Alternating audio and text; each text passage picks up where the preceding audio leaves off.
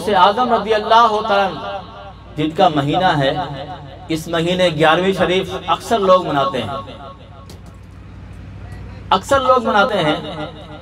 तो उस 11वीं शरीफ मनाने के बहुत सारे पैगाम हैं जो मैंने समझे हैं मुताले से, वो आपके सामने रखता हूँ, ताकि उस एंगल से आप बनाएंगे तो उसकी बरकतें भी मिलेंगी इंशाअल्लाह। 11वीं शरीफ को होता क्या है, मुर्गा ज़िबा किया जाता है, ठीक है।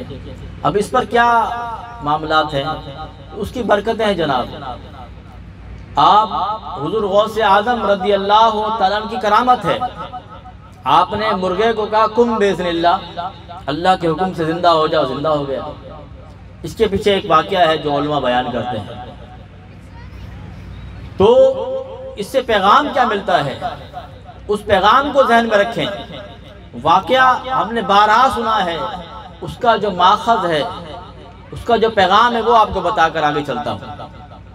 उसका पैगाम ये है दोस्तों कि आपने ये पैगाम दिया कि तालिब इल्म की मशक्क़तें बर्दाश्त करेगा, इल्म की मशक्क़तें बर्दाश्त करके उस मकाम को पहुँचेगा, अल्लाह तबारक व तआला उसका मकाम बढ़ा देगा। ये एक पैगाम हुज़ूर गौस आज़म रज़ी अल्लाह तआला की तालीमात से मिलता है।